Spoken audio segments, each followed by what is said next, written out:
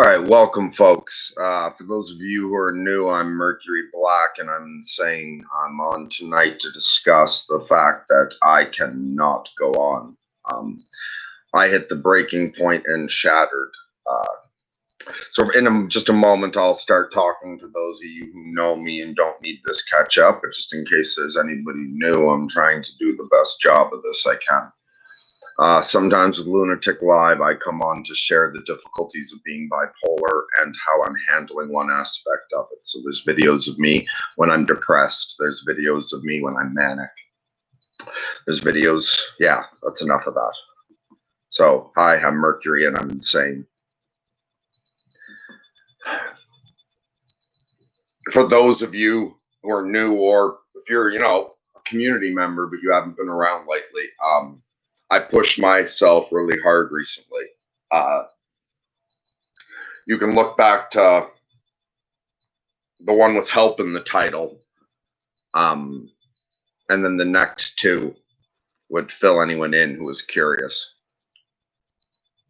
So I've been pushing myself to the edge of my ability, like Jordan Peterson talks about what athletes doing, that you go right to the edge of your ability and you do something you haven't done before. I've been very open that I've been operating at that level, and I'm aware that that's dangerous for somebody who's bipolar, but I'm well trained at this. And so I'm not here looking for help. I can handle this just fine. This is a part of my own therapy because this will be better for me once this has been said. Because anyone who's expecting to hear from me this week, you might not. And I can't send out the messages to say, hey, I'm sorry, I'll meet with you next week. But part of this that I'm going to get to in a minute is to let community members know. And I mean, a few of you like you who I'll be seeing Sunday, don't worry. But anyway, let's get back to the issue at hand of, what do you do when you can't go on? What do you do when you're rapidly approaching something that you just can't face?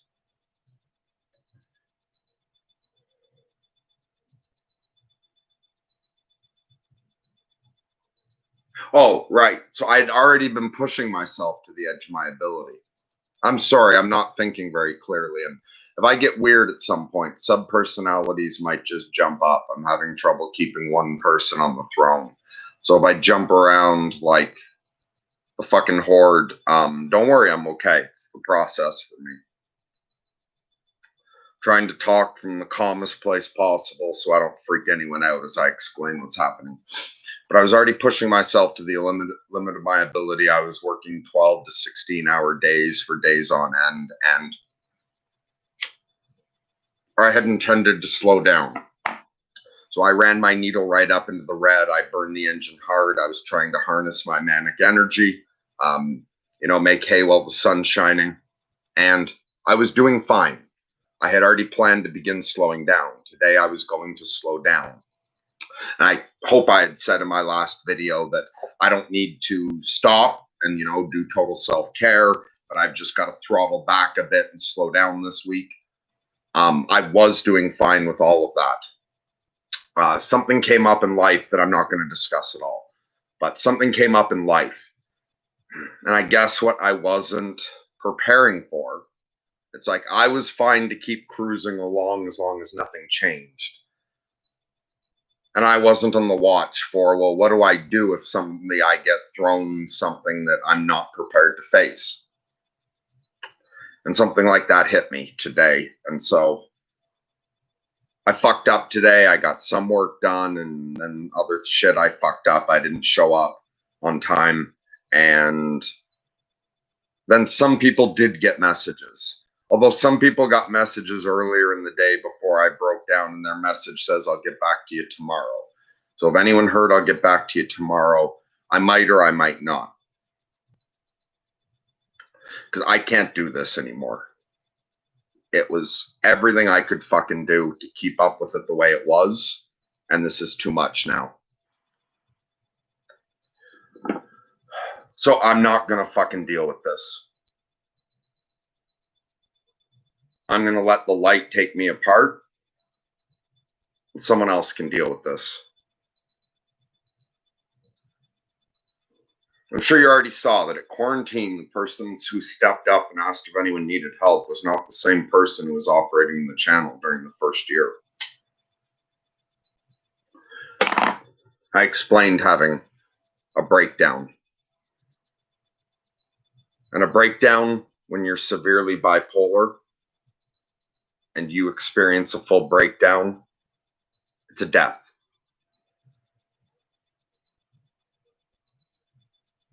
And so what you do is you phoenix that shit.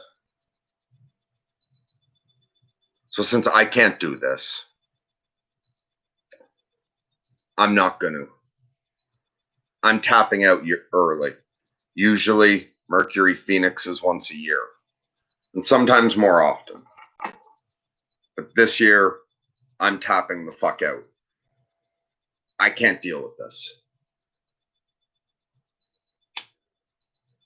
So I'm going to let the light take me to pieces, which means I don't know who I can respond to or not. And I'm going to do the alchemical process.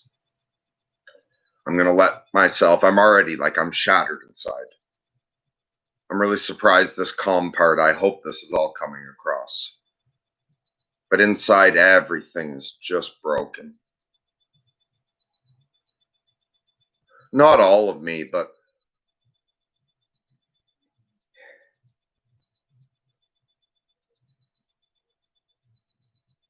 speak for some parts of me.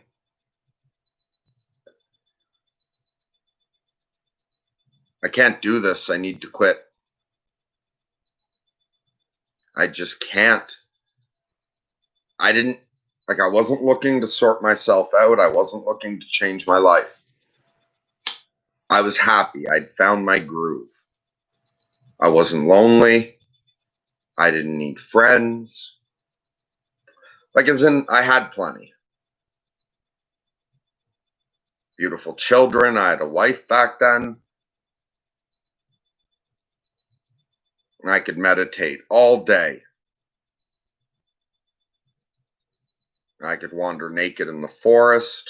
And I could read. And because of the internet, even fucking poor people have access to all of mankind's knowledge. That's paradise, even if you're on disability and eating food from a food bank. You have a nice quiet little place to live, hot and cold running water and electricity, and your bed is soft, and you've got wood for the fire. And on top of that, you've got an internet connection. That's paradise. I was so fucking happy there.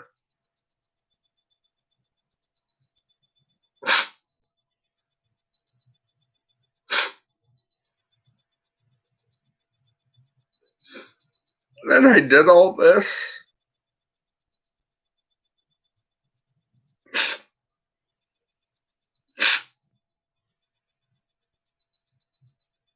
Now here I am working all day for some reason.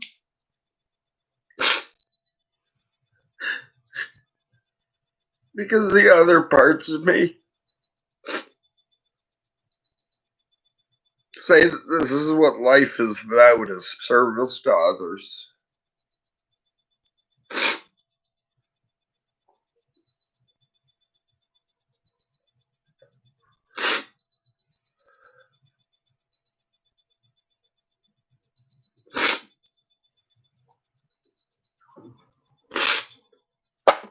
Sorry, give me a moment.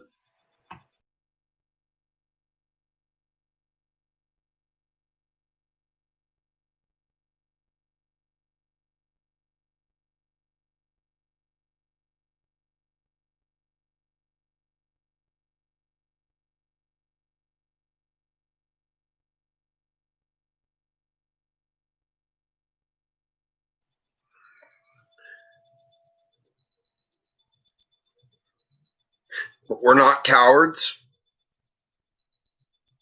We've done this before. Trick is when something's approaching that you can't face,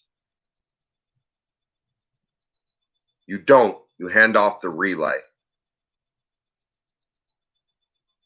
And breakdowns fucking suck. They hurt. You act weird. You got to cry and scream. And you have to hide under the blanket, play with toys. And you act really weird. When reality comes apart,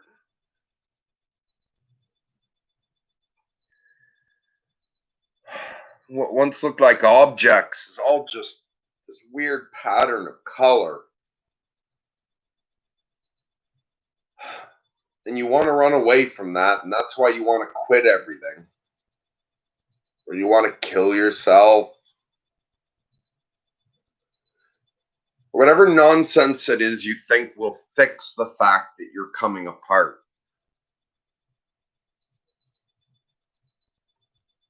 That's running away from it. You turn towards it.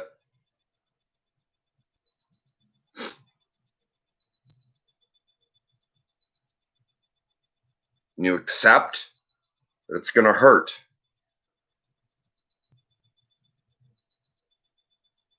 And you just let yourself come apart. And you give yourself a safe place to do it. And you take good care of yourself. I can't hold my thoughts together to give advice right now on the kinds of things I'm going to do to take care of myself from here forward. I'll talk about that later. No, I won't. He'll talk about that later, whenever he's in the now.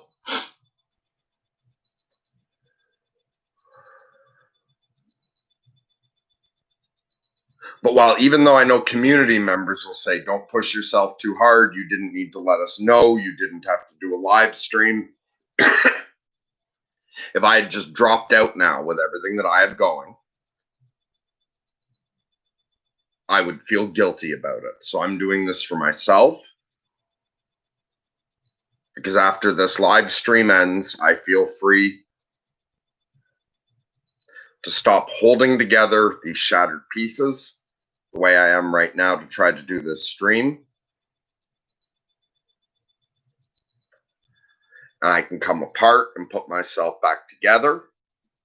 And I'm not going to force myself to do it quickly. But I've been through this over and over and over and over again. So I'm not going to force anything. But from whatever part of me is talking right now, who gives a fuck about names or organizing anything? From this part of the chaos,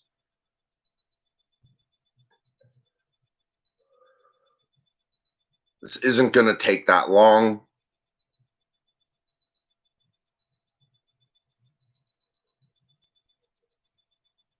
And I might even randomly be able to do little bits of work. Instead of like the way I've been operating lately is running on high. And then there's days where it's like I'm working 90% of the day and 10% of the day I'm having a breakdown. And then I pull myself together and get back to work. Just processing it as I need to. Now's the time to flip the ratio and not just slow down 50-50. I'm going to shut down about 90%.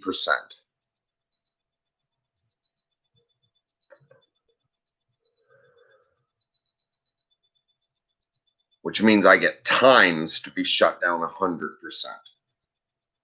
Without an alarm clock and without an appointment later. So I can fall apart. And then, if suddenly I'm not feeling too bad, I'll have a meeting with one of the guys or I'll talk to someone or whatever. Whatever I'm feeling able to do, but only if it feels good to do it. And if this takes me a month, it takes me a month. Because I said I'm not putting a time limit.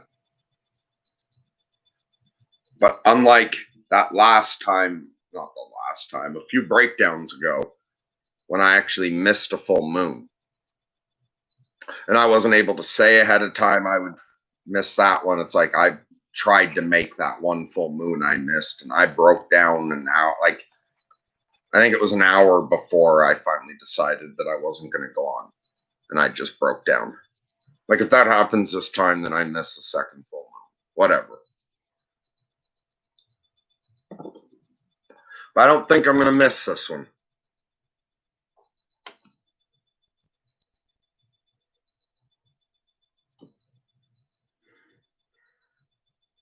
I can get through this. No, well, I can't. It's because that's what I'm doing. Like this version of me can't do it.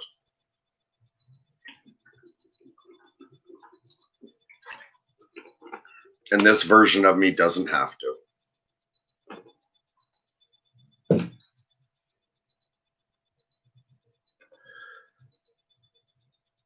So at a certain point this evening,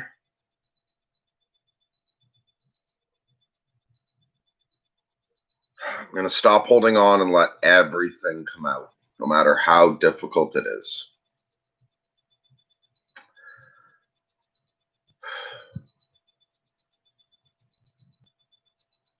I'm going to let it burn.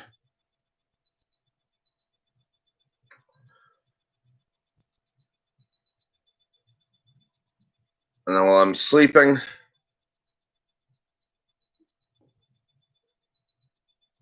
the healing can start. And I'll see what I wake up as. You can do a lot of work in your sleep. Then I'll take it from there, and I have a plethora of tools depending on the situation. Got friends to reach out to. And I'll use that if it helps, but I would also be fine alone. It's like if the power went out and I couldn't reach anyone for a week. If I couldn't get online, I'd be all right.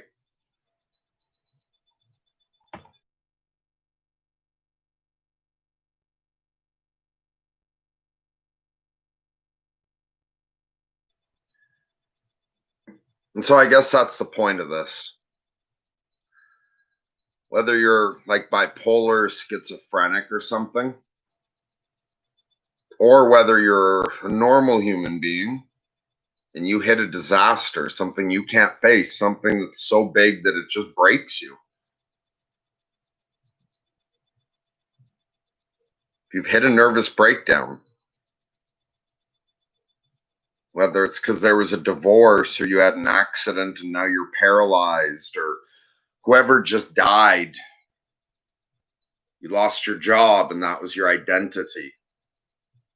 Whatever it is, if you clicked on this because for any reason, your addiction's gotten out of control, you're facing prison time, somebody wants to kill you, whatever. When you hit that point where you're just like, fuck, I can't face this, don't kill yourself. Don't make it any worse. And my advice is try this. Because this morning, I don't know if any of you guys are watching that I had to call today. But you saw me having to go through the process and having to, the part of me that ran around today crying, why is this being done to me? Because I had to go through that stage. And it's good to use that stage to examine your own behavior and to say, in what way have I contributed to this? Like Jordan Peterson says to do. That's what you use that stage for, where you feel like shit because of whatever. You just lost your job and you feel like shit. You've let the family down. You're going to lose the house. Your wife doesn't know you've been gambling again.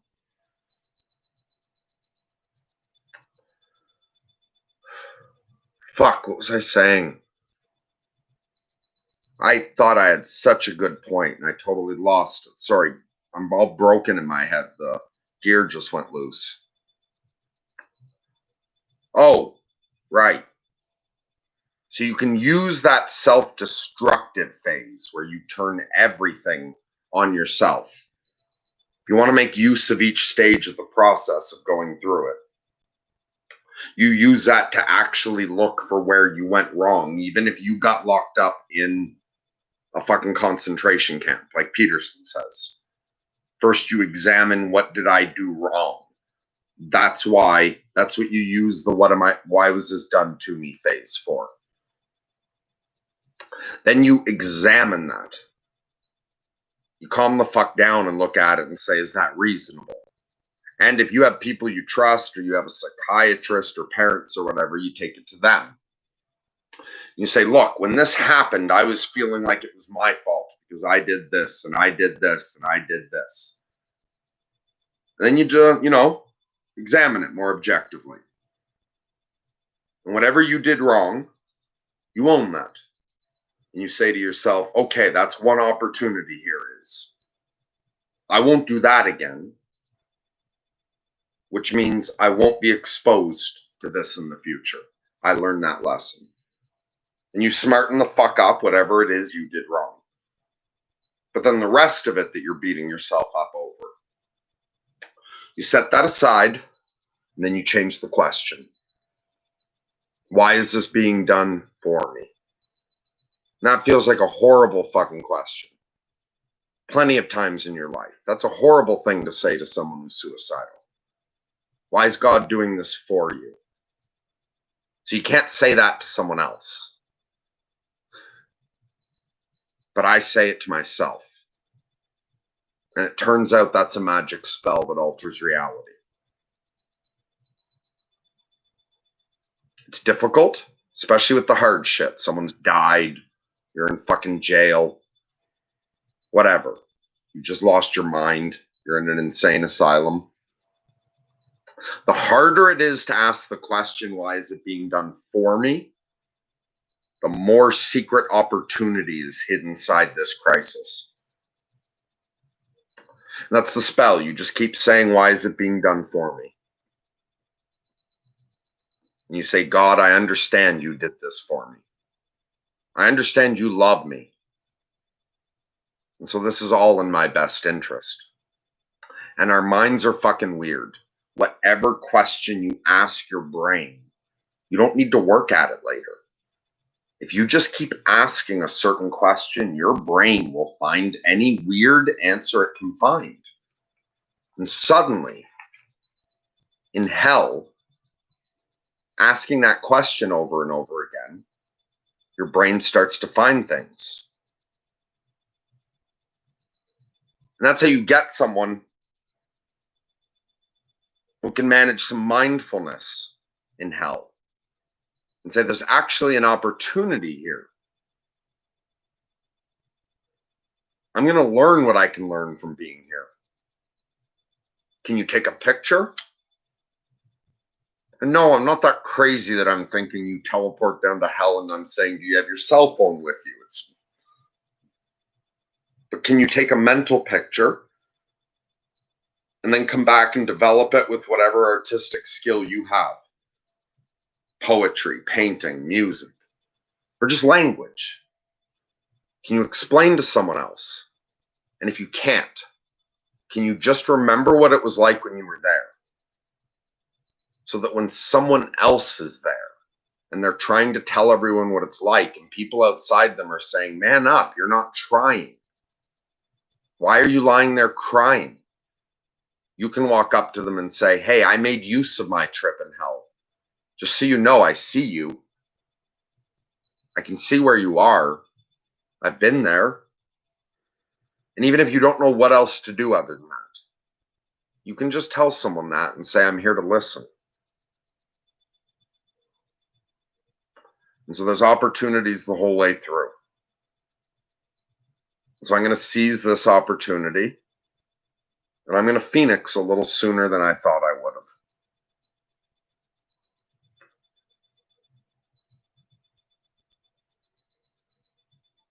And so let's dredge up one of the big boys from the back.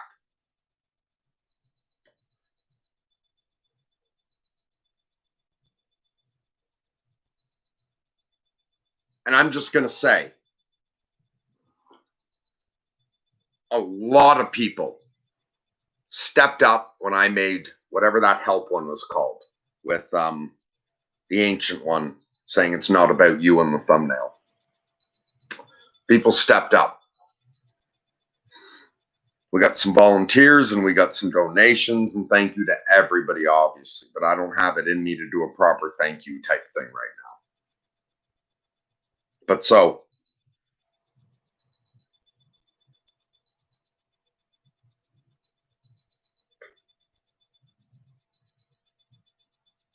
as long as I can keep up, things are going to be better. And this me can't keep up with the opportunities. That's what I said. That's why I said help. I don't know what I'm doing or whatever. I can't keep up with the potential that exists within our community. There's too much to do. But thankfully, people are stepping up to help, and I'm not afraid to die. So I get to have a nice little breakdown in a house with hot and cold running water and electricity and the internet. And I can practice gratitude, do some parts work. But also, hey, it's an opportunity. So much pressure was applied that I broke today. Great. We get to build something new every time that happens. It's like in the video game when you get to level up. So I'm just going to turn into this.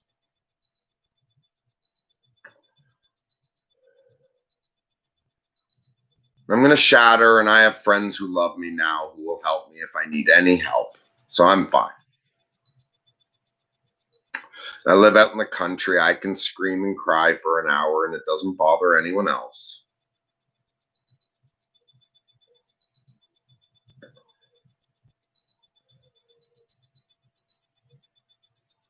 Which means this is my last day of service. Like, it's been this version of Mercury that stepped up at the beginning of quarantine, which wasn't the one that was working the year before. And I cannot make it through this season. I cannot wait till the fall to die. So I'm tapping out now. And whatever idiot they put together with the pieces, he can take the torch from here. But I set him up. I got him a good team. I got him some resources.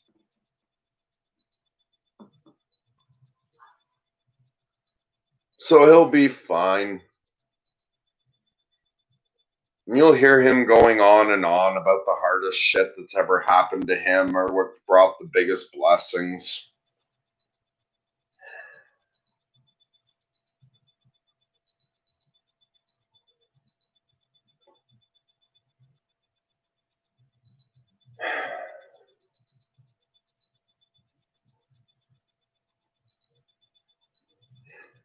I hope this made sense. I tried really hard here.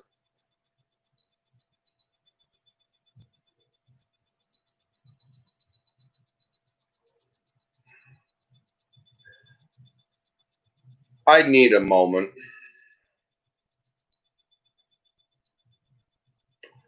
But if anyone has anything to say, I don't know how long. And yeah, I just need my eyes closed for a minute. I can't handle visual stimulation at the moment, but I can keep talking. I don't know how long I was just ranting. But I think I covered any points I could have possibly, I hope that's job done. So I hope everyone forgives me who doesn't hear from me for a while. And when I come back on duty, it's really hard for me to figure out which names I got to get back. To dig through old emails. Who didn't I get back to and who's fine till next month? Maybe I'll do a sort of, hey, I'm booking appointments again thing. Although, I'll meet with a few people, obviously. Like, we're going to definitely, like, the team. I'll make some meetings and shit. And those couple people that you know who you are. Yeah, we're good. But other than that, it's fucking hanging out with the chipmunks and the groundhogs, or music therapy, or I'm going to meditate for hours. I don't know. We'll see what nonsense I find healing.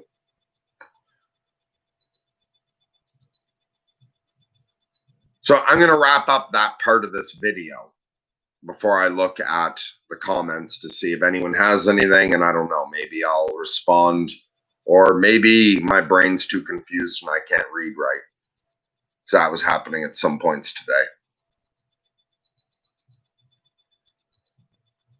But to wrap it up, what did I call this?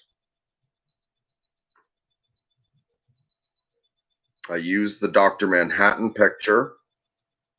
I didn't call it I'm Coming Apart.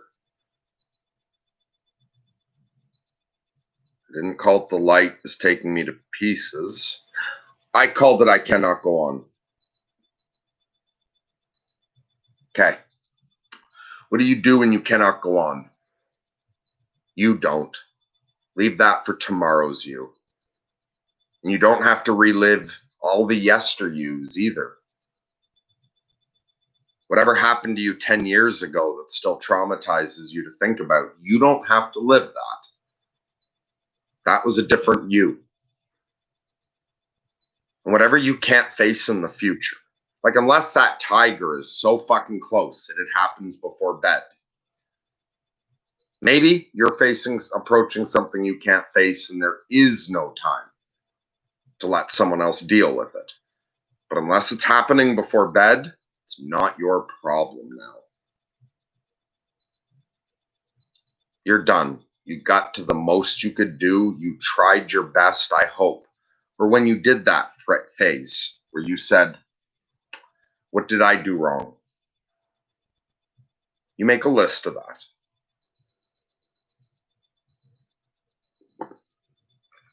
And those are the things that some future version of you are going to fix. And it's not even your job to fix those fucking things. It's just your job to write them down. And then you're done. Go ahead, cry. Go down to the dump and shoot bottles. Fucking put on a video game and blast some music and disappear from the fucking world, man. I don't know what happened to you, but life is rough. So fuck it, you're done. Just go relax. Don't hurt anyone else. Don't keep doing anything wrong. But other than that, go enjoy your last couple hours or whatever it is until bed. And just say that to God, I can't deal with this. Have a different version of me wake up tomorrow. And have that version of me be able to do it. And then if you wake up the next day and you look at the list and you don't know what to do, you come join our community. The link's in the Discord. Our email address is there. And we'll work on it with you. It's like Jordan Peterson's self-authoring. You make the list of the things you know you need to change. And I found a whole bunch of people who are doing that. And I found some people who have already done that. And, though it's an endless process. And they're willing to all team up together into this little sorting myself out tribe. It isn't about any one of us. And we'll do our best to help you aim for the good. If you want to try. So that's what you do when you can't face anything. When the world breaks you, just come apart. Go to sleep. And let yourself reassemble. And let whatever future version of you comes up deal with the problems you wrote down tonight. And go have a good cry. Cuddle up with your significant other, whatever. You know what to do. Take a bath. Go scream and karate kick a tree. Just don't hurt anyone else. Don't bother anyone. You'll be all right. Okay, chat time. So, if you're hoping I will read something, I can read. Hey, Rojo. Santo, a fucking 9 days from a month without smoking. Congratulations. Newsflash. Yes, prayer is a big part of this. I just don't want to get too preachy about it, so I try to talk from a materialist point of view as well. But absolutely, like fucking God's in charge. Don't worry, all it is the end of the world, and God's got it. We're all in His hands, her hands, whatever. And so yeah. I'm 2 weeks out from quitting smoking. Thank you for that, Spencer. Says, you'll be fine, bud. The Sisyphean struggle has its ups and downs. Stick with us however you're able to. Yeah, and I'm not going anywhere. Like, none of this is about I can't handle this. I could have done this. Well, I needed to just let everyone know I can't handle messages at the moment, just for my own sake. Even though you guys are all guys, gals, others, everyone is so awesome that I also know I don't need to do that. I can just drop out. No one will be upset. I know that. But I feel better. So anyway, yeah, I'm going to ride it out. Life's a roller coaster. Down into hell, up into heaven, down into hell, up into heaven. It's just a ride, man. Okay, Cyprian says, what's going on here? You called it I cannot go on. I've been advised that in a situation like this, I should try to less often repeat the beginning of the stream because I'm too focused on a couple people listening and more people listen later. So I feel like an asshole doing this. Like my instinct is to just dive right in and tell you. But the beginning, I hope really clearly. So unless if you heard the beginning and I'm not making sense. So has anyone been here? Has anyone actually been here since the beginning? Because I don't know who's come and gone. And am I making sense tonight?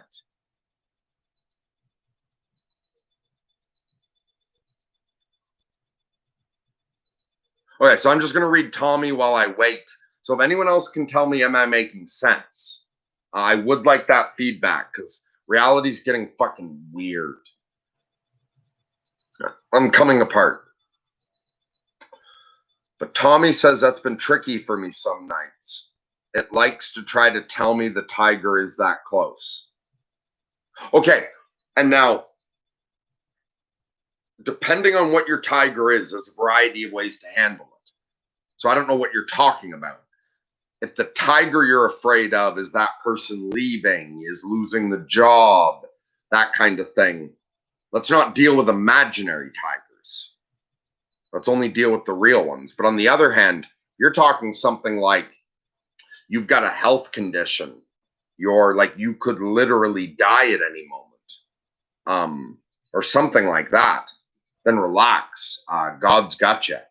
Just death is not something to fear. The pain up to death. Pain is what's involved in the living side. Healing is painful. The moment of death's all good, especially if your conscience is squeaky clean. Then it's straight to heaven. But no matter where you're going, you got this. God never lets go. And also, like, fuck it. Get hit by it. Let the tiger maul you if it's coming. Just do the, like, be the right person. It's like Socrates says, the lesser can't harm the greater. So if your morality is good, then a tiger can't hurt you. And if you get mauled by a tiger, and it's not that you were being sinful and deserved it, as painful as it will be to go through that, you'll be the coolest person in town. Everyone's impressed by the person who's got the half of his face ripped off by a tiger, and he survived that, or she survived that, or whatever. Sometimes you just get hit by the bus. It's like once I looked up and the tiger was that close. I was crossing the street and I looked over and there it fucking was. And it was so close, time had to freeze so I could have my near-death experience. But yeah, sometimes it actually is the headlights of a bus on the left side of you. And it's coming so fast that you have no time to move. All you have time to do is turn your head and get hit. One of two things happens. You die or you survive. Death is easy. Surviving's hard, but if you survive and it doesn't corrupt you, then you're a hero. Anyone that life deals a bum hand and gets ripped in half, and they don't turn into a dick, we admire that.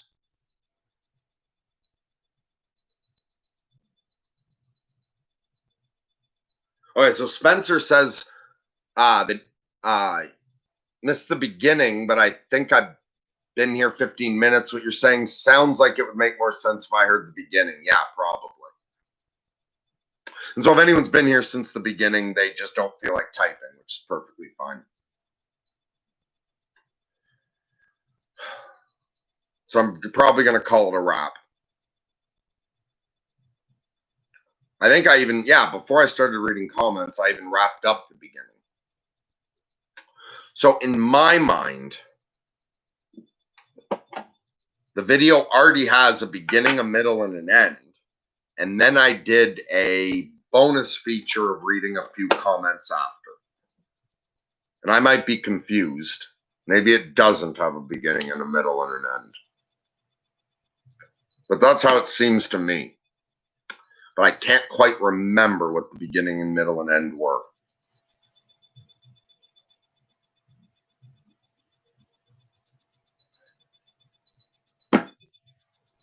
Holy fuck, Dick Justice is here. I was about to click off.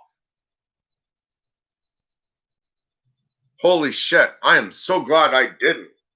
Everyone welcome Dick Justice. Hello. Thanks for that. My crybaby was out for a while.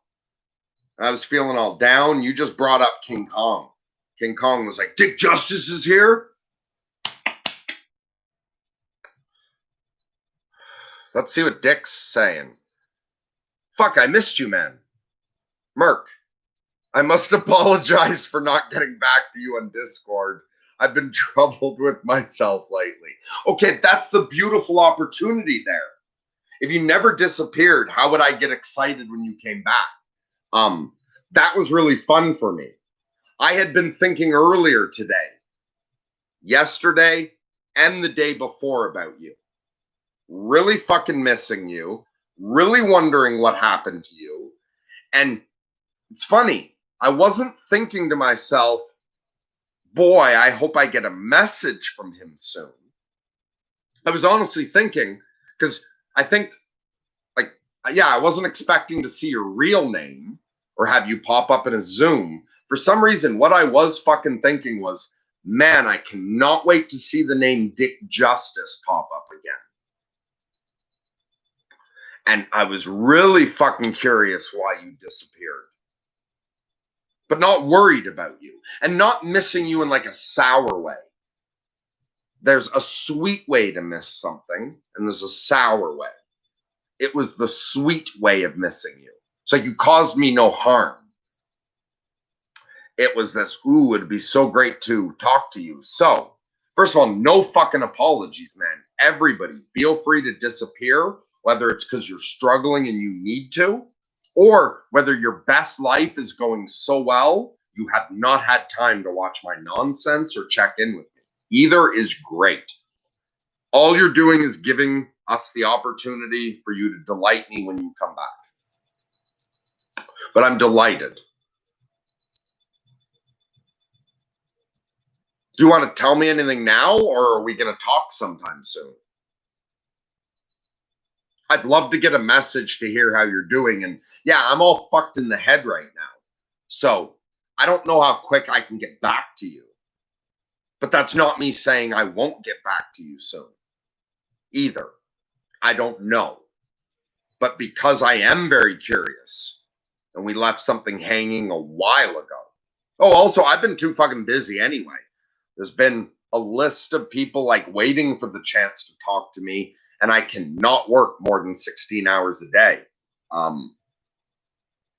So, yeah, I'm like, I would have been not talking to someone else if we'd had like a call soon. So, But I'm at the point where selfishly, I would like to catch up with you. Because it's always easier. It's easier with me the longer I've worked with someone as well. It's a bit harder with new people. It takes more energy. But Dick, you're someone that, like, we love each other. It's comfortable. Beth, much a heart with a cross on it. I love you too, Beth. Tommy says more than 16 hours a day. Holy shit. Yeah, I can't do more than that. But that's what I've been doing some days recently. Like 16 hours if you include a meal break. Or sometimes I'll take a shower. But yeah, it's weird. People want private sessions of up to 5 hours sometimes. So it doesn't take a lot either to fill a 16-hour day. Especially like that's not just private sessions. That's private sessions. That's answering messages. That's working on future videos. That's meetings with the team. That's networking with experts.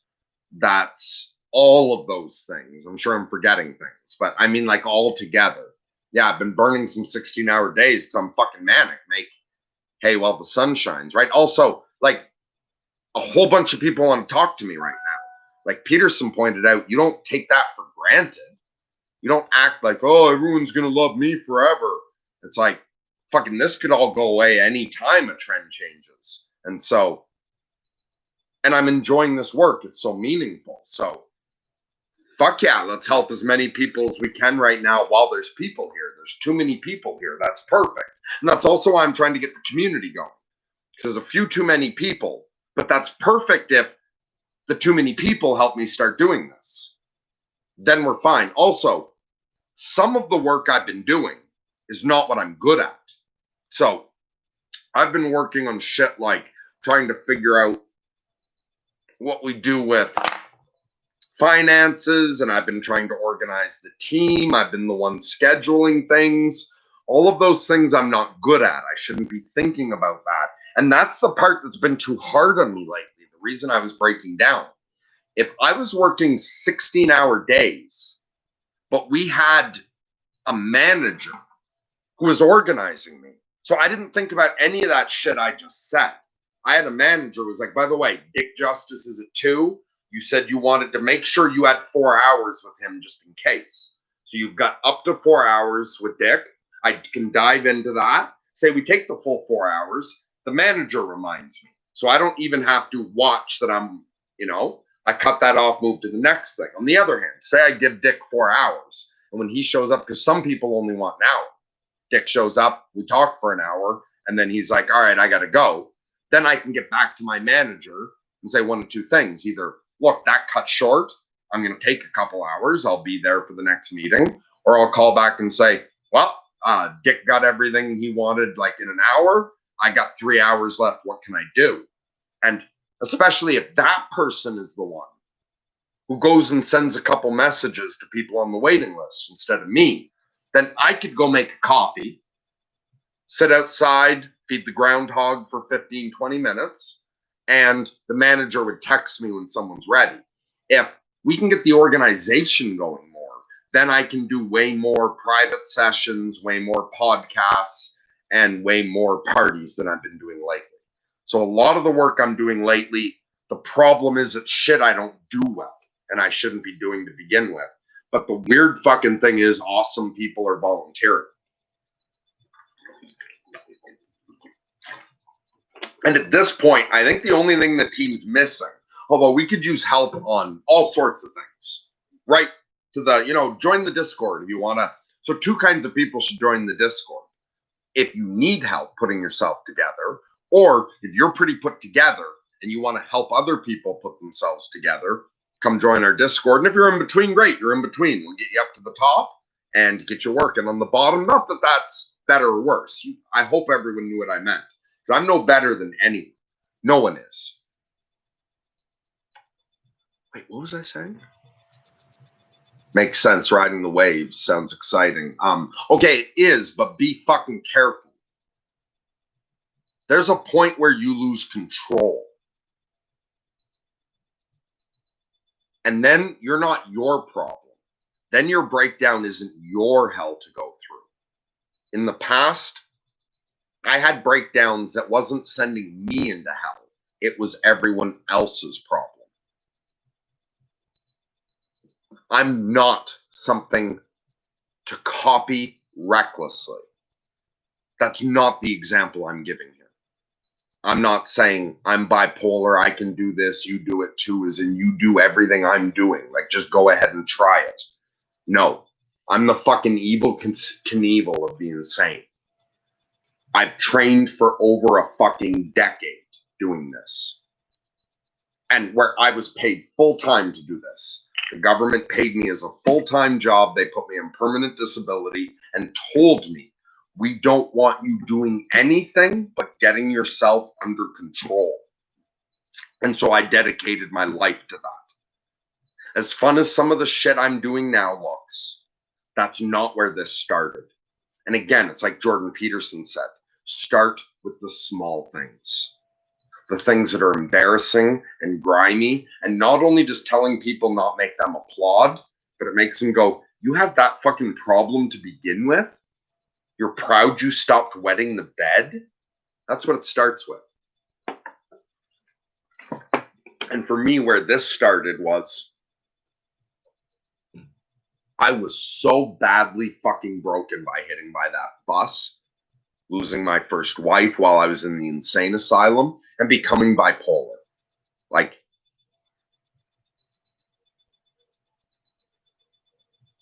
I had to start at, I only had 2 goals when I went into isolation.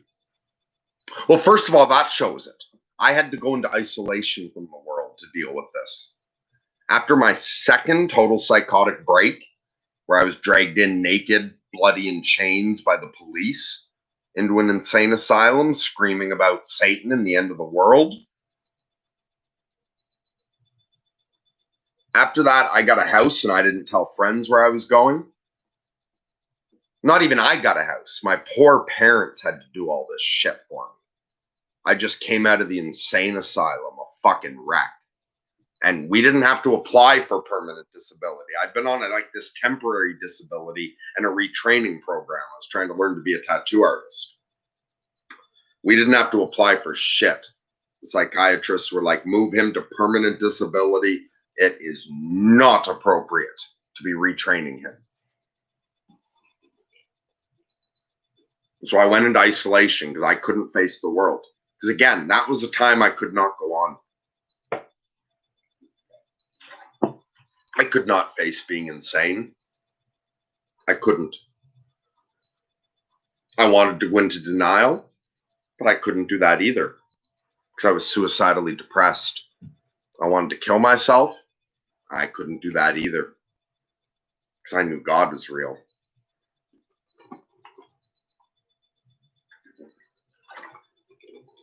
So I accepted it, that I couldn't do it. And I didn't know what I was doing at the time, but I phoenixed. I collapsed completely. Then I heard Sasha DeBrule casually on the radio, being a bipolar fucking lunatic just like me and having the respect of his fellow band members and the radio host. I thought, okay, maybe instead of crying that I'm not a real person anymore, and God, don't let me be a lunatic. All right, I'll accept that I'm a lunatic. And a new version of me came up. I was like, all right, this is brutal, but how do I deal with it? I can't deny it. And I can't get away from it. It gets stuck to me.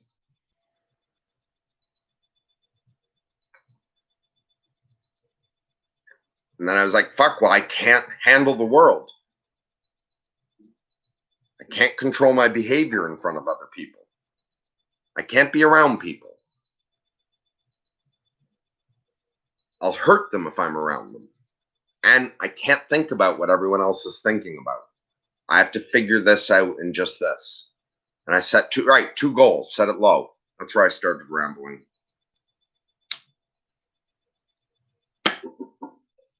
Goal 1, don't kill myself. Doesn't matter if the rest of my life is nothing but horrible, miserable pain. God's real. Can't kill yourself. Don't kill yourself. That was one rule.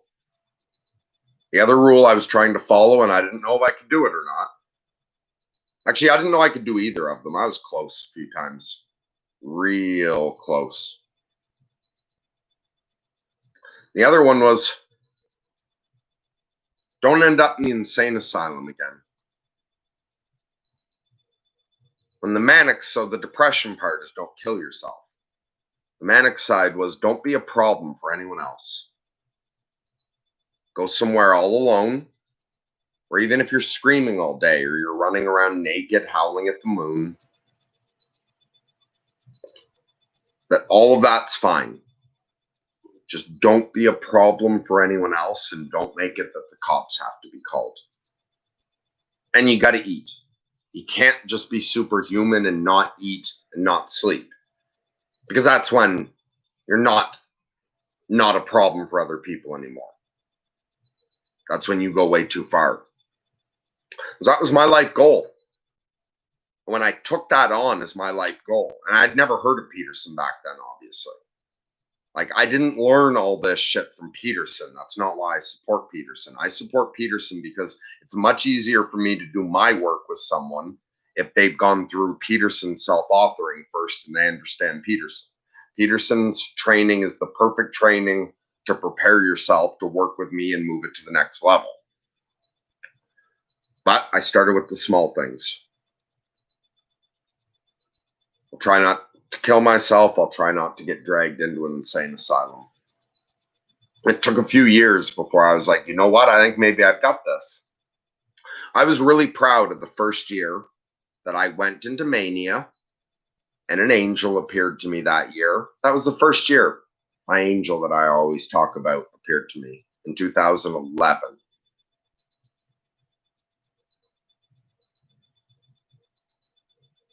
And I was manic. And I hadn't been through a manic period yet that didn't end up in an insane asylum. So I was worried. I bet you my family were worried because my parents were the ones that dropped all my supplies off. I was out there with no phone, no car, no internet. If I'd tripped and fallen down the stairs and broke my arms and legs, I didn't even have a phone to crawl to for the first 2 years. It's just that my parents' farm wasn't that far away.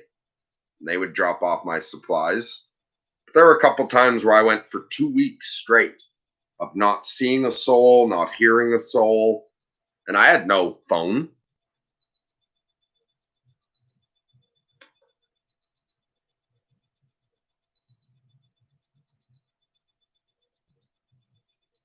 I have no idea what I was just saying.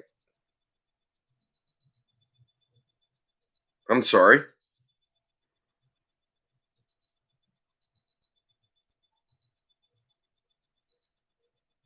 There's a really big moth in my salt lamp.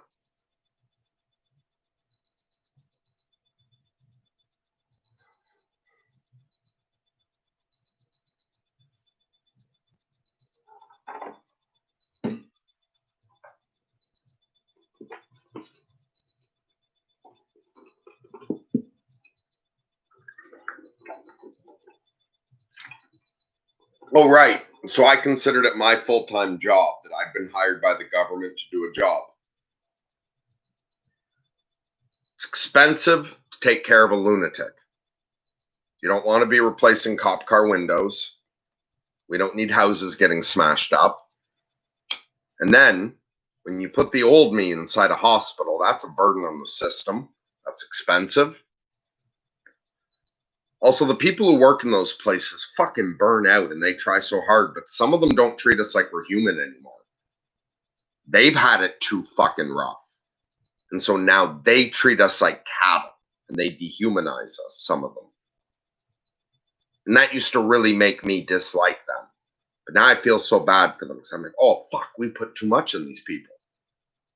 Look at the shit I was doing to them. No wonder they eventually had to cut off and look at us like animals just to do their fucking job. Also, they're probably overworked and underpaid. So I don't want to be a burden on the system. And the government said to me, if we put you on disability and give you $1,000 a month, that's cheaper than having to deal with you in any other way. And so I consider it my job, paid by the government, to protect the world from the supervillain that I would turn into if I became corrupt and went completely insane. So I don't know what kind of Jeffrey Dahmer I would turn into if I had chose to go bitter. So when it comes deep down and you're plunged into hell, you have to make that decision. Is God good or not? Are you going to turn towards God and say, please love me, I'm lost?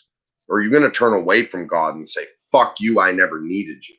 Because down where I've been is where we make school shooters and serial killers. And there, but for the grace of God, go I. So it's my job to protect the world from whatever fucking serial killer nut job I would have been if I had chosen to become resentful and to turn against creation and to make this world pay for what it had done to me. Thanks to the Quebec government and all the people of Canada, that's been contained. And I was given over 10 years to work on this, paid. Well, not even just paid, like my expenses are covered. Also, I didn't have to think about it. I didn't rent the house. I didn't do anything. My poor fucking parents had to get that house.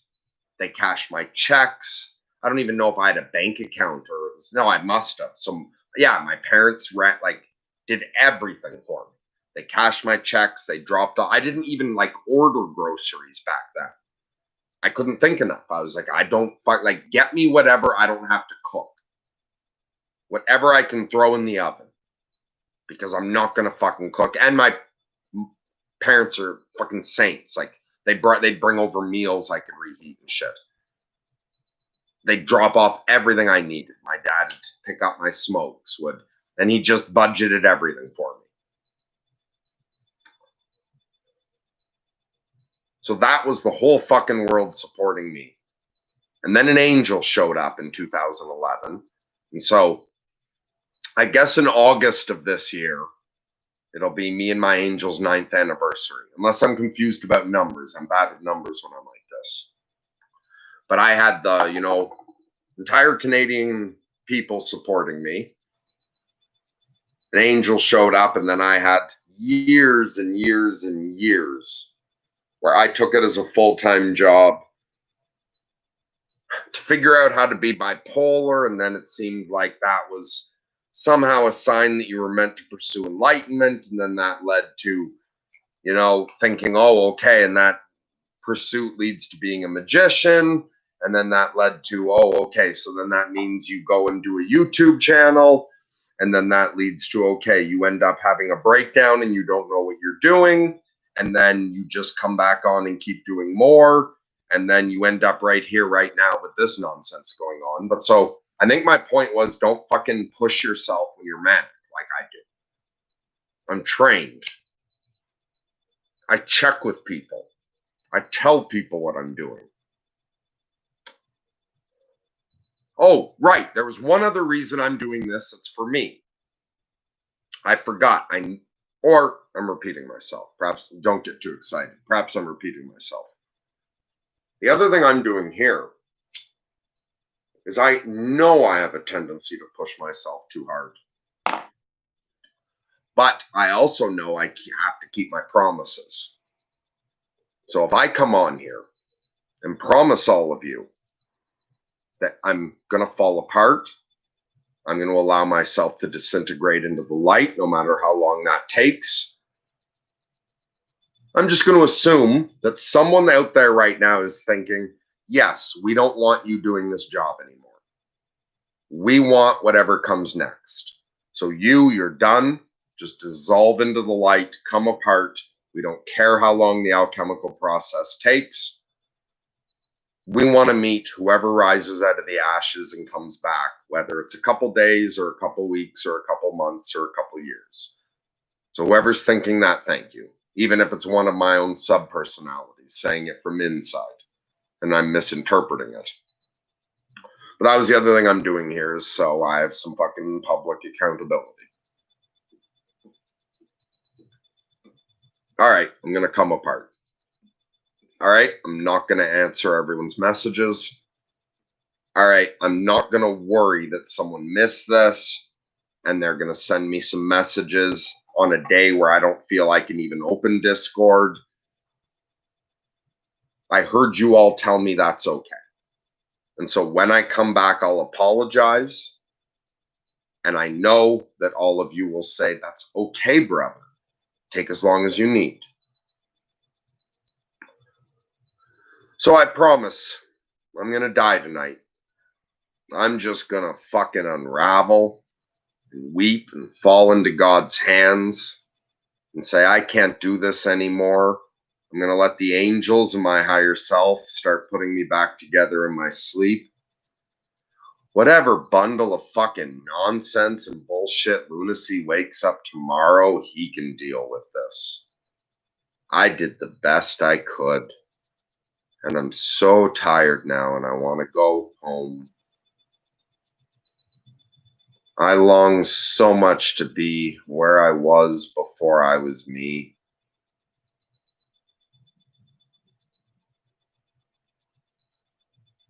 And so, goodbye. I love you all. I'm not necessarily hanging up, but that's in case I forget to say it later. So I think I've done 2 wrap-ups now. So in case I forget to say it later, goodbye. I love you all. This was a crazy fucking trip. It's all good. Yeah, it's all good. I'm just tired. I'm ready to dissolve back into the universe. And I really hope you guys like whoever fucking takes over the torch next and is talking through this bag of meat at you. I hope he's at least just a little bit better. Hey, Tarot for Self-Knowledge is here. Everyone who's into tarot, check out Tarot for Self-Knowledge. That channel's active now. We've all been fucking waiting for it. And Tarot for Self-Knowledge is finally putting out fucking videos. And I don't know, I haven't watched anything but Cancer, but I love Tarot for Self-Knowledge.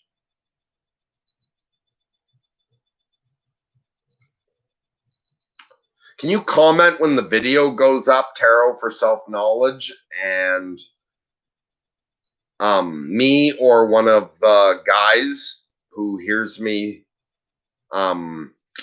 will pin your comment to the top so people can go subscribe to your channel. Because I'll call in that favor right now. If anyone was watching this and thinking like, oh shit, I feel bad for that guy, I want to do him a favor. There's all my bullshit in the links below, like you can donate or whatever.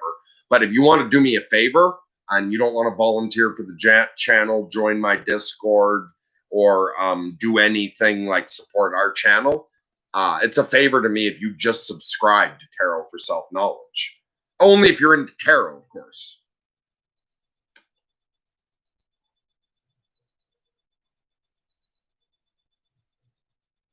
All right, so Tommy agrees with me that we need, or that we've got some of both. Like, or do you mean you personally need help and pretty put together? But yeah, we got a community of people who are like, help, I need help. And people are like, hey, I'm pretty put together. So we're going to start helping each other more and more. We're going to turn this into whatever it fucking turns into. And the more people who participate, the cooler it's going to be. Like hippie commune shit.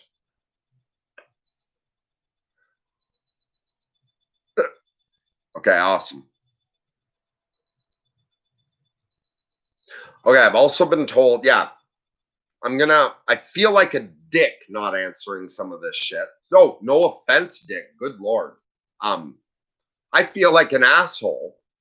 You don't take Dick's name in vain like that. I feel like an asshole not doing as much of the like chitty chat with people who are actually here. But one feedback I've gotten a lot is like, try to keep in mind a lot more people listen later and try to just respond more to the shit that gets you rambling. So I feel rude, but I'm going to try to do that. Unless everyone here responds like, no, don't fucking change that. Or unless I forget to try and just fall into my old pattern. I don't know. We'll see what happens.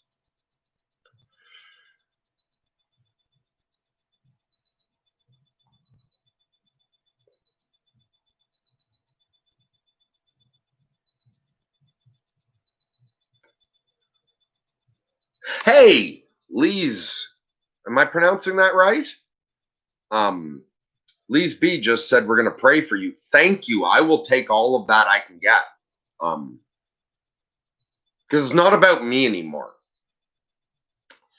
Like, there's some awesome fucking people here doing really cool shit that has nothing to do with me anymore in our Discord, who've only met each other because I've been dancing like an idiot and a few people gathered around to watch. So there's cool shit happening that's like not because of me, but it's because of me. It's like there's cool shit happening now in that area that started because I'm doing this nonsense. And I want to let that fucking flow. So at this point, and one of the things I'm working on personally, which like Tarot for Self-Knowledge has been like assisting me in understanding how to remove my resistances to abundance, because there's an opportunity to do some good here. And I'm naturally, from my punk background and such, I have that distaste for filthy lucre, but also mixed with, I realize that a part of my like brain wiring here is a scarcity mindset. And right now I'm working on learning to have an abundance mindset. And Tarot for Self-Knowledge is helping me with this and has been very, very useful. So if you're like, who does fucking Merc, who spends so much time helping people, who does he go to for help? Tarot for Self-Knowledge is helping me with this. And so the right response now is, thank you for offering to help. I'll take it. And if it's and not to worry that I'm taking more than I need, to take everything that comes flowing in and to start letting that flow out into the community and everything and start doing good work. So at this point, it's like, fuck it, man. Fuck it. What else am I going to do with the rest of my life? I'll take anyone who's aiming at the good and wants to participate. Come join the Discord. Anyone who wants to send us prayers and love, please do so. Anyone who wants to donate money to this channel now, I've decided, fuck it. Let's find a way to build something here. Let's build some holy sanctuary retreat people can visit, and let's get the team polished up so we're doing better quality editing and stuff. Let's get better equipment. Let's start fucking doing good things for people. Let's have the funds to always have our Zoom account paid for, so that we're not rushing at the last minute to figure out how we're going to do a Zoom meeting. So thank you so much. I accept all the love and prayers people will send. You're funny, Adela. I'm late or just on time, question mark. Okay, that's funny because, yes, of course I'm allowed to say this. You posted it on Discord. You turned it into, whatchamacallit, a picture with words on it. So Adela had been worrying about something being too late. And I said to her, don't worry, even when we're too late, we're always right on time. That's what makes it all so magical. And she really liked that. And she posted it on her Discord. She quoted me. So that's her being funny. And I didn't mean that, sorry, like that. I enjoyed that line. Thank you for that. And thank you, Tommy. Hey, Daniel, good to see you. Adrian says, what's the Discord called? Our Discord's just called Sorting Myself Out, right? I think so. It's just called Sorting Myself Out, but the link's in the description of the video. Also, I'm getting that cleaned up now. We had all kinds of crazy links that were dead and shit that went all over the place before when we were trying different things. It took me like 7 hours, but I went through the whole catalog of all of our videos and I updated it. So the Discord link in every single video now, even if it's an old one, is active. It works. And as far as I know, it's unlimited. It's not like those ones we were posting before where you only had a day. I don't understand computers. I don't understand Discord. Other people built all that. But it used to be that when we were putting up Discord links, it was like, this is good for 24 hours. So I went back recently and I Nolan figured out, like, yay, Team Nolan, like, thank you for your service, gave me a Discord link that doesn't end. And Nolan and Shane and Grizz and Gloff now, the team behind the scenes who've all volunteered, they got shit sorted out. So we have a proper Patreon now for the first time. It doesn't look pretty yet. We're working on that. But the Patreon link, like, actually works. There's an email there, and that doesn't get checked by me directly. That's an email to the channel. So you can, if you join the Discord, you can message me privately. If this is like so personal, you don't even want Nolan or Shane or Grizz coming across it. It's like, if it's kind of professional shit you're saying to the channel, send it to Sorting Myself Out.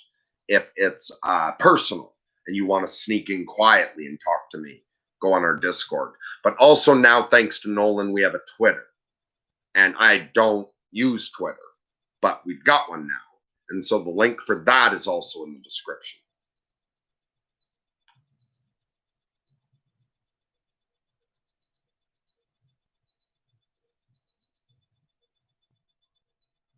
Okay, Tommy says, you've been talking about falling apart tonight and waking up anew tomorrow morning. I'm not super familiar with the community yet, so not quite sure what all responsibilities you're letting go of here. I'm letting go of the responsibility to be responsible at all. And it's a combination of things. Well, first of all, I've lately have been doing jobs I won't be doing in the future. And that's just because we're building something bigger here now. And so I'm worrying about things like, how do we start getting the like donations, paying for the Zoom accounts? How do we organize this new team of volunteers? We're also trying to figure out how to do YouTube, because I don't know how to do YouTube. What's the right way to do a description? What's the right way to do any of this shit? What time of day do you release it? So I'm trying to figure that kind of shit out, and that's not something I should be doing, which is why I put out the call for help and people are stepping up. But we could really use a good manager who can help us get organized. And we could really use some extra editing power. We could put out way more videos if I had more editors, but I can't use a computer. So those are what we're really looking for. But aside from that, what are the things I'm always going to be doing and that I should be doing? For me, I do private sessions with people, and I'm a lunatic magician. I'm expert at being insane. I either have mystical powers or I have delusions of mystical powers. And I don't care if you're an atheist or a believer. If in some way talking to me will help you aim towards the good, I will do whatever it is within my nature and within my ability and within my time constraints to help you aim at the good. Especially if you did self-authoring by Peterson and you've already put in all that effort into yourself. I'm ready to help you, like, find, like, what did you struggle with? What do we need to redo here? And if you've completed self-authoring and you're pretty put together, let's take you to the next level. I've got all kinds of things that's nonsense that, and I'm not the right person to answer that, actually. And this is way too late in the, holy fuck, I've been on for over an hour. I haven't eaten today. Fuck, I was going to do this like half an hour. Didn't work my last two, only half an hour.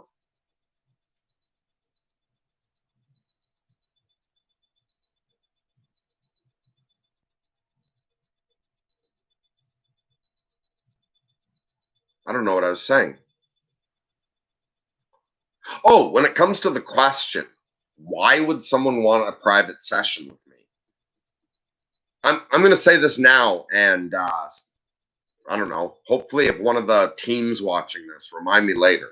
What we should do at some point is, it shouldn't be me that says, why does anyone talk to me? We should grab some audience members who are willing to, because I don't know what people are getting out of it. It's weird. I just kind of show up, empty myself out. Like Peterson says, I'm on the side of you that wants things to be better. I love everyone. Like, I've got that. Oh, and like, if you're crazy, I'm really good at like handling shit. Oh, right. And I guess I'm a shaman. It's like, if you're stuck in a problem and inside the box thinking doesn't work, all my wiring's all messed up.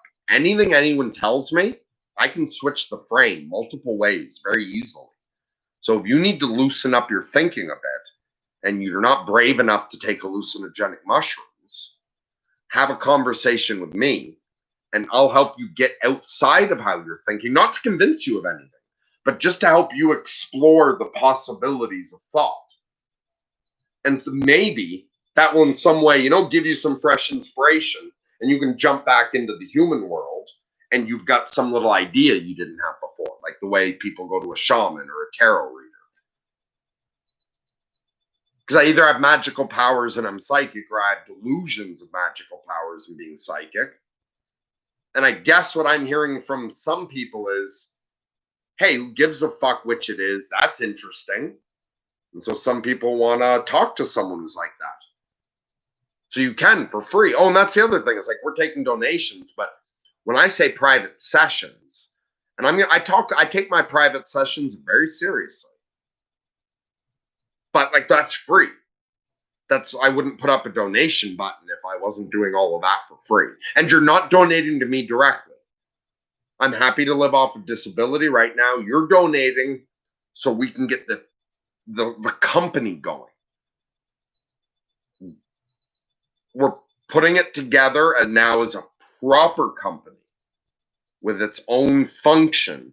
And I'm not raising money for myself right now. Maybe one day I'll go off of disability and I'll collect money.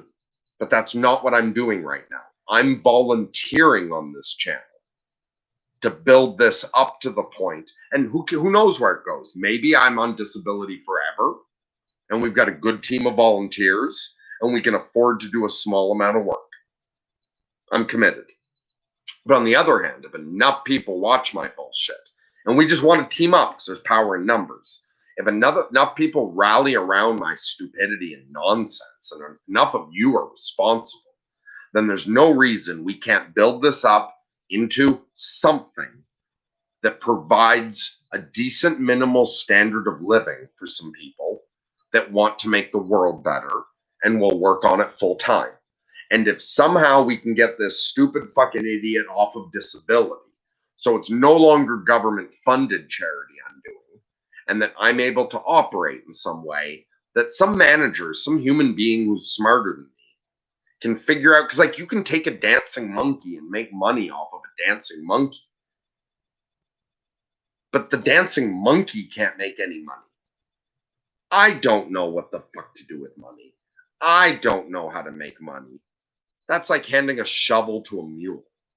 I'm just a dancing fucking monkey. But if some of you people can make money off of a dancing monkey, I'll be the dancing monkey. You guys make the money. And let's use this to do something good. Because us poor people are always complaining what the rich are doing. But then, people like Teal Swan and Tarot for Self-Knowledge are saying, yeah, but you also have all this resistance to money. And you're taking this vow of poverty like that's all super holy. Well, if everyone who's trying to be spiritual hands all the money over to the greedy assholes, then why are you complaining about what they're doing with all the money?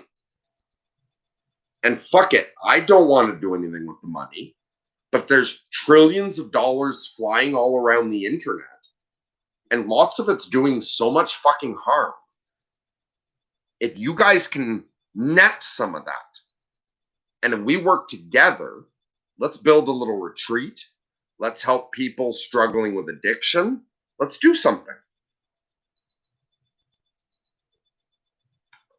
So yes, okay, Daniel says they are free.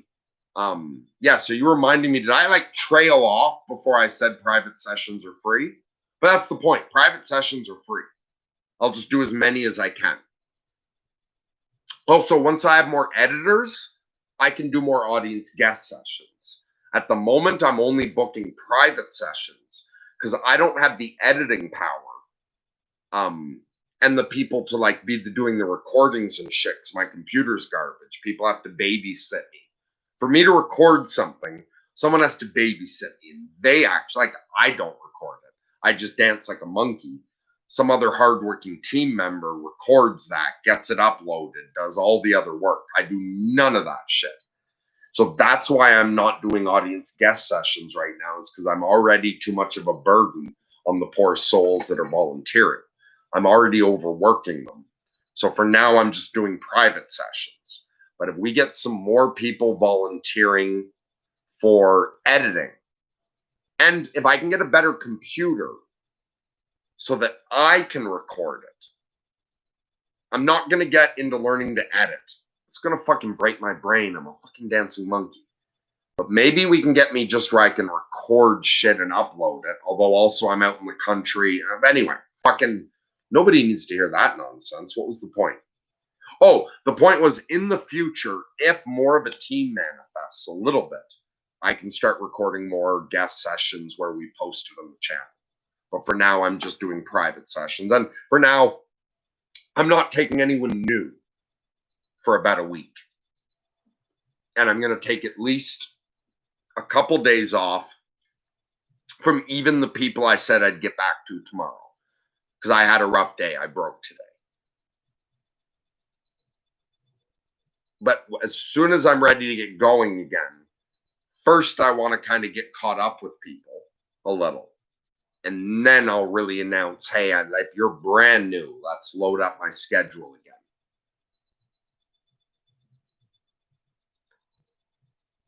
It's coming up on an hour and a half. Why am I still talking? I remember doing multiple wrap-ups.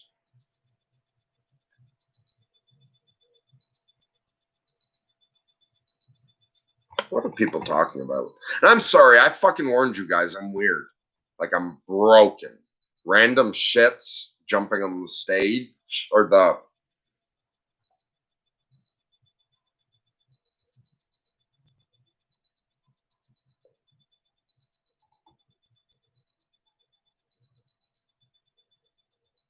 Mr. Blueberry says, are you Jordan Peterson? He wishes. That was a joke. Jordan loves being Jordan. Oh, hey, Jordan's still alive, by the way. I haven't had a chance to watch it yet, but I saw I saw a thumbnail that looked like it was new. Like Jordan Peterson. Yeah, let's promote Jordan Peterson. Jordan Peterson's the reason this fucking channel started. This is fucking hilarious. As ridiculous as I look. When I met Peterson, I asked him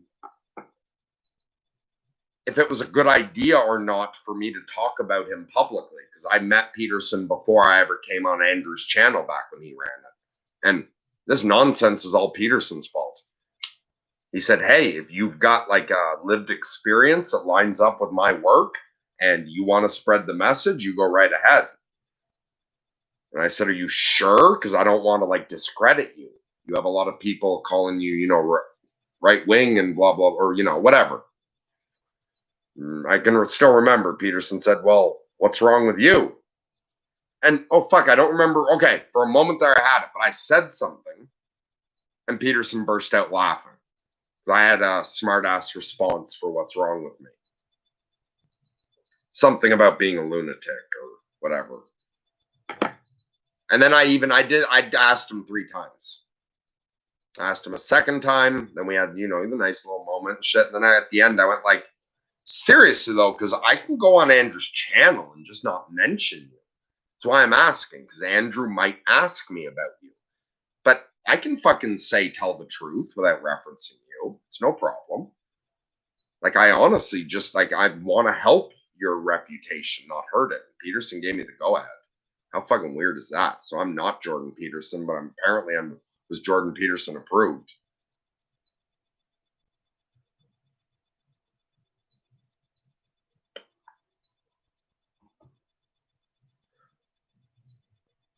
Hey, Adela, you're not interrupting, but my brain... I'm just going to read for a minute. We'll figure that out soon. Yeah, and in the future, I'm going to try to work better on polishing up my live streams. Part of when I asked everyone for help, some people showed up to give me like some advice and stuff on YouTubing, who were not just like random people fucking yelling their nonsense at me. I mean, like some proper YouTubers gave me some feedback.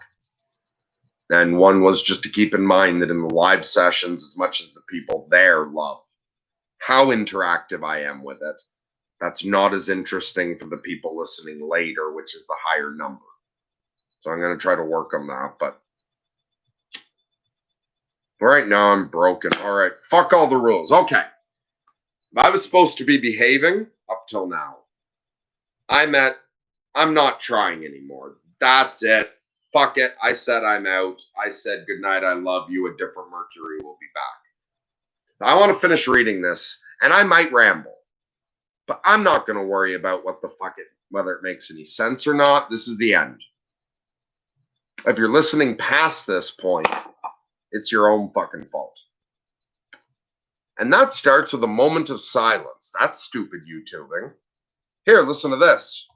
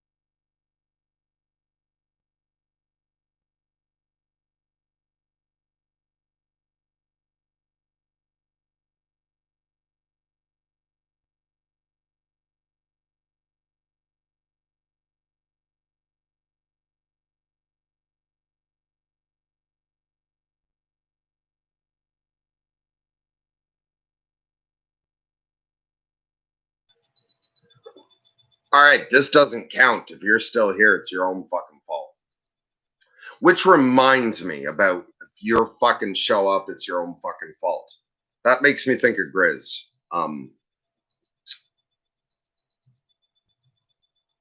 Grizz has a D Live. I forget what it's called because my head likes to call it Grizzovision, and that's not what he named it.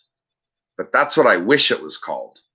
So I think of Grizz's live as called Grizzovision, his live. Told you, nonsense time. Hey, hello, Moth. Come say hi to everyone. Land right in the camera. Anyway, Grizzovision is awesome, and that's Grizz on D Live, but it's not called Grizzovision. But who cares? I'm insane. I can imagine things are called whatever they want. So anyway, Grizzovision's on D Live. And I appear there sometimes. And that's awesome because Grizz invited, I can't use D Live on my computer. It freezes my computer up. So I can't participate on D Live. But if Grizz is live on D Live, I click the Zoom link he sends me, then suddenly I'm on D Live, even though I can't watch D Live. And I don't know what the rules are anywhere. I've never read the rules here. Again, why go ask for the list of rules when you're a person who doesn't fucking follow rules? So I just go by my own internal morality is how I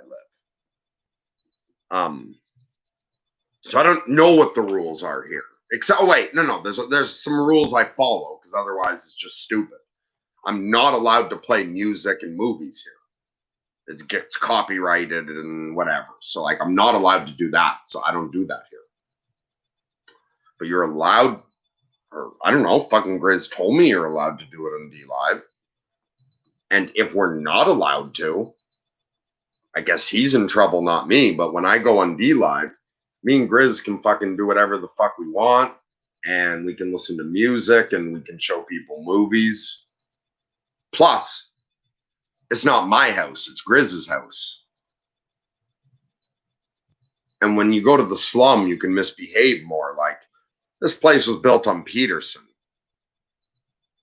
You should be on your best behavior at the sorting myself out house. I was talking to myself there. This is a place of support and love, and there's sensitive people here.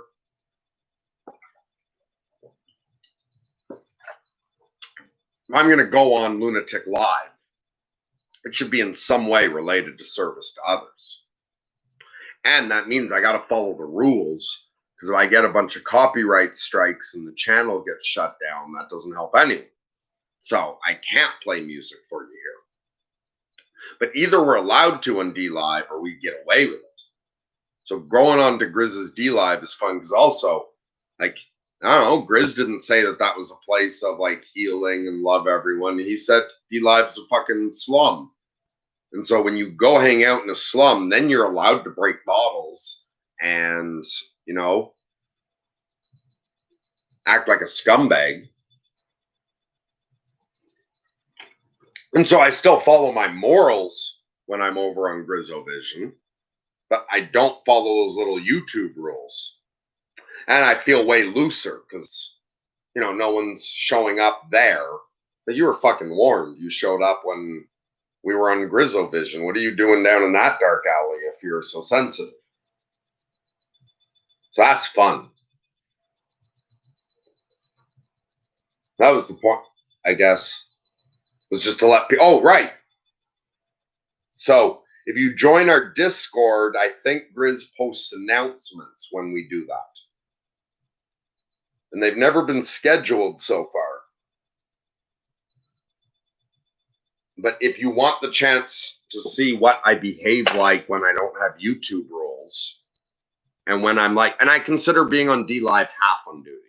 So obviously I can't burn down sorting myself out with anything too ridiculous over there. But it's where I'm half off duty. And so that's fun. Is that why I said that? I guess, yeah, just to let you know that's fun if you want to go. And also Grizz is a fucking champ. I've leaned on him so hard lately. I don't think this channel would be here without Grizz.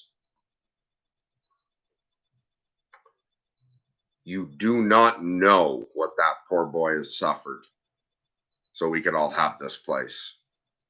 And I don't even mean recently. He's been Mr. Glassing this shit from the beginning.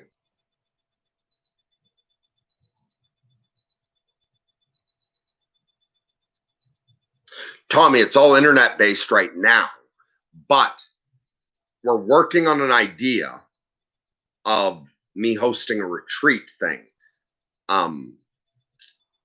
So that people can come and I can have this magical place with some little cabins and where the wildlife are tame because I'm a magician, and we can have like bonfires and meditate in the sun while we hand feed groundhogs, and we can do like Guy Senstock circling events, or we can do specific events like working on certain issues. We could have a weekend for, you know, addicts and shit who live in the city and need some nature time.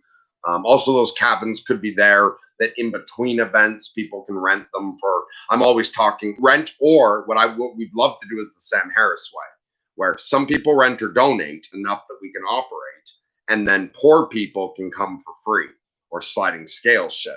But that's not up to me. That's up to whatever managers come and organize that. Because I could run the place. I can tame the wildlife. I can do all the weird mystical shit. But I can't get the funding to do it. And I can't organize anything. But if other people do that, we're going to make an awesome fucking retreat here. So people can come and interact in person.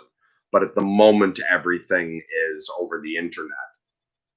Except for my poor sister sometimes has to come over and fix my computer, as shitty as it is, just so I can keep doing it like this.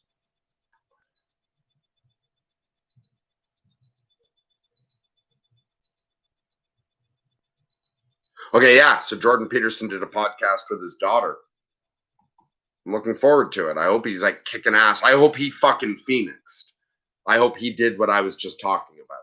He's like, fuck it, I'm going to fall right apart and go, I'm going to fall apart so fucking hard the Angels need a month where I'm in a coma. So I can go up there and they can reassemble my soul, and that Peterson's just back now and he's like, fuck yeah, look what I made out of the pieces, fuckers.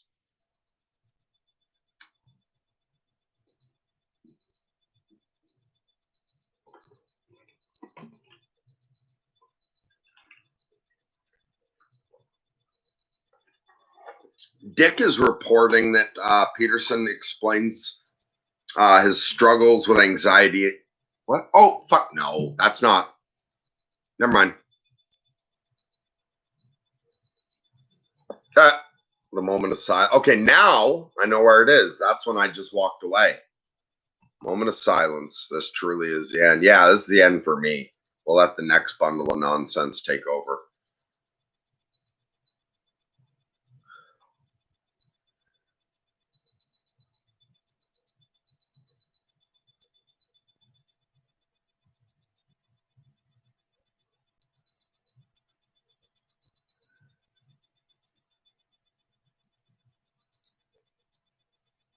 Whoa! That says, "Hey Merc" in big letters. That caught my attention. Good work, Moon Applesauce.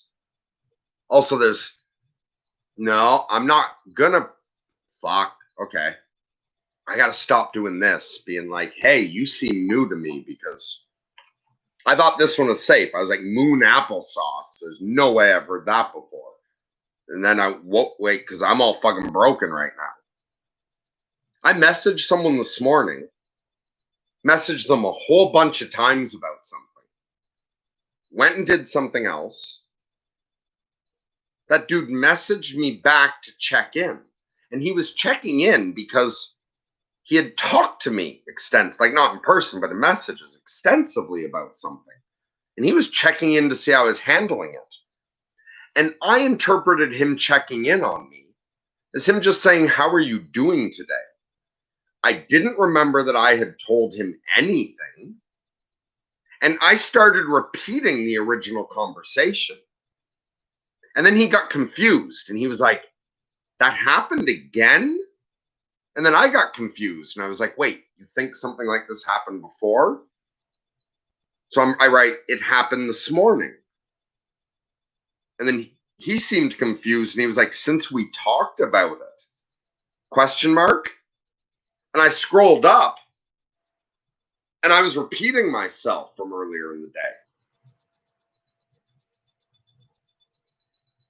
But I still have no memory of the first time. I can remember the second time, but that's when I say I'm broken today. I'm broken. I missed an appointment. We got a $300 donation from an anonymous donator. I had an appointment at 7 o'clock to thank that anonymous donor.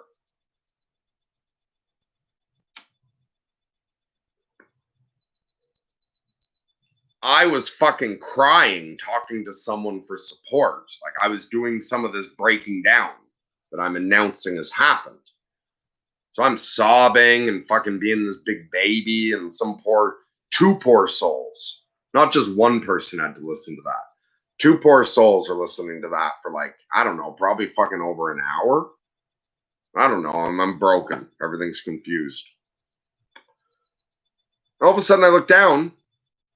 It's 7:37. And it was my job to make sure that donor got a personal thank you and some time with me. And I showed up 37 minutes late to a message that was them apologizing that they must have the time wrong and asking if we can reschedule. Fuck, I felt bad about that. That's how broken I am today. So I apologize, Moon Applesauce, if I know you. But it seems to me that you're new right now. So fuck it. If you're not, I'll apologize later. Okay. Right after "Hey Merc" in big letters, which caused me to rant like that for I don't know how fucking long. It says, you for sure don't remember me. But I haven't attended a stream for a while. Oh, okay. I had a different few usernames. Okay, good. Hope you're doing well. I think my username was Moon Rocket or something. Okay, that's not helping either. That for some reason just made the song Rocket Queen play in my head by Guns N' Roses. Yeah, see, random shit is happening now. I've looked away from the comment.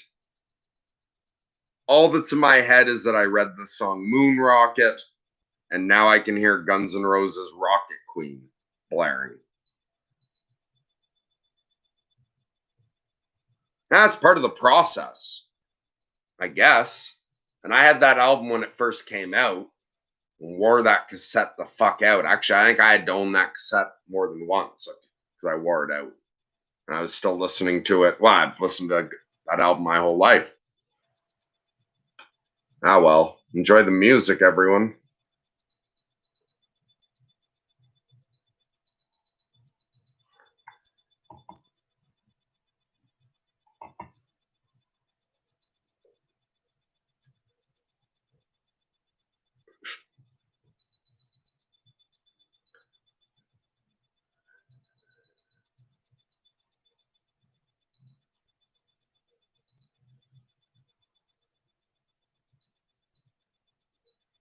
Good night, Adela. I love you. All right. So Tommy's got a comment. Ouch, sucks to miss an appointment, especially when you know how it feels when someone doesn't show up to your own appointments. Yeah. I was really lucky though. Like I sent this big message apologizing, and the person got back to me not that long and was like, "Hey, Merc, no problem. I don't have that long anymore because at this point we're like past an hour of when the appointment was, but I can talk for a few minutes." And so at least I got the opportunity, and I showed up rough, but I said to them like, "Look, I had intended to show up professional. This is my first time trying to thank a large donator. I really apologize I'm showing up like this, but I had a hard day. And as I said, I had a hard day. I started crying and I said, see, I knew this was going to happen, but I thought that you would want me to show up however I am rather than not show up. So if I'm wrong, I'm sorry that I'm crying." And that person was so nice, so supportive, said, "Yeah, thank you so much for showing up. I got to explain so they know it wasn't that they weren't important to me. My brain broke today. I was going to be there. I was trying to get through my day. Something happened that just broke me. I was falling apart. I called a couple people. They got on a Zoom conference with me, fucking together. Like, how fortunate am I that multiple people showed up together to support me? And I fell apart and had to cry and yell, and they put up with that. Just no rushing me. They were there for me as long as I needed. And because of that, suddenly I looked down. It was past 7:30, and I was like, "Oh, fuck."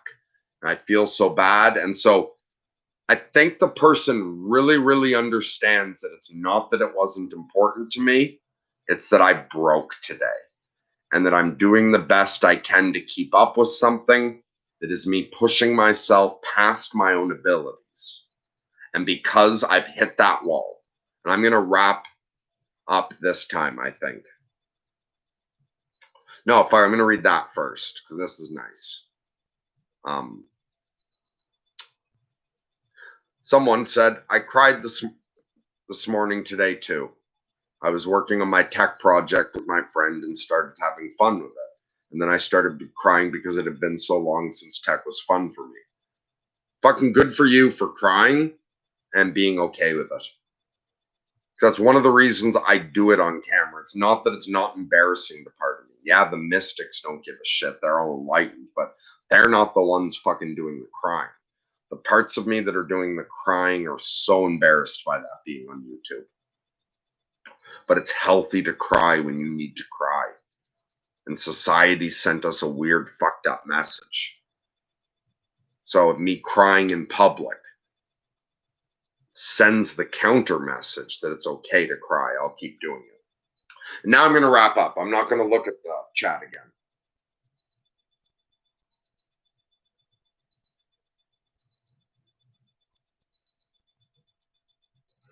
Because, yeah. Okay, I think that shows partly why I need to take a quick little break here from trying to be responsible. Because that was me trying to do a message that was a half hour long at the most. And I apologize, but if I look at the screen, I'm going to forget that I need to wrap up because I haven't eaten yet. We're not that far from the sun coming up. I do actually have to go now to be responsible. I need to calm down from doing the live stream. I have to eat and I have to get to bed.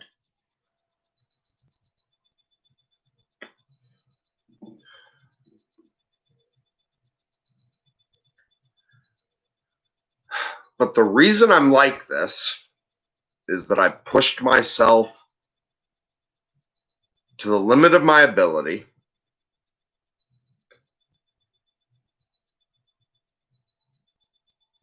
And then I got pushed a little further. And I'm out beyond my abilities now. I can't do this. All that nonsense that I was fucking rambling about was going to happen in the future. Sure, some future fucking idiot version of me can go ahead and do all that nonsense. But I'm done. I crawled out of the winter tomb this year when the idiot who started the fucking channel died. I'm the one that rose up from his ashes and came out of the crypt. I'm the one that heard the call to adventure that was, there's a quarantine, check and see if anyone needs anything. But this is as far as I'm going. Because it went too well. It's not that I fucked things up. It just went too well. It's more than I can do.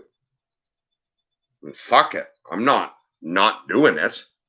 Well, I mean, I'm not, but the idiot who wakes up tomorrow or the day after that, he's not going to give up. That's not going to be me. I don't know who you're going to be stuck with. I don't watch my own shit, so I don't really know.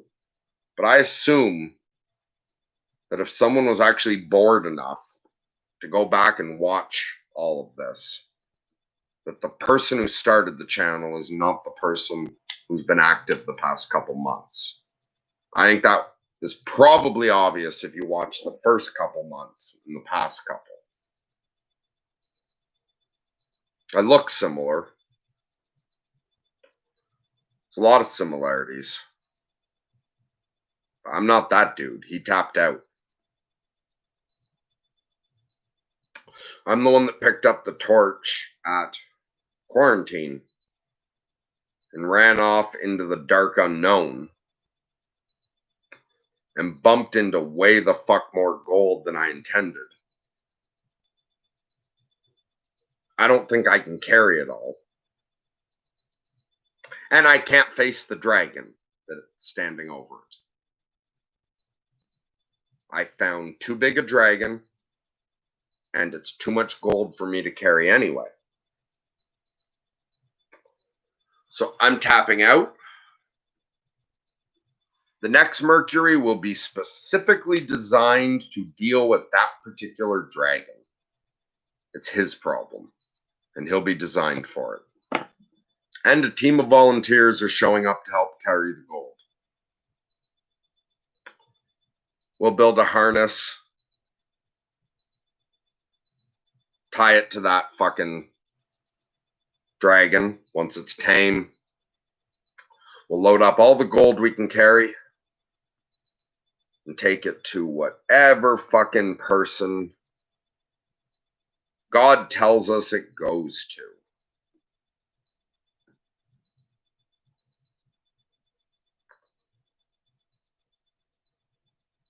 As hard as this was, it was a pleasure to be of service.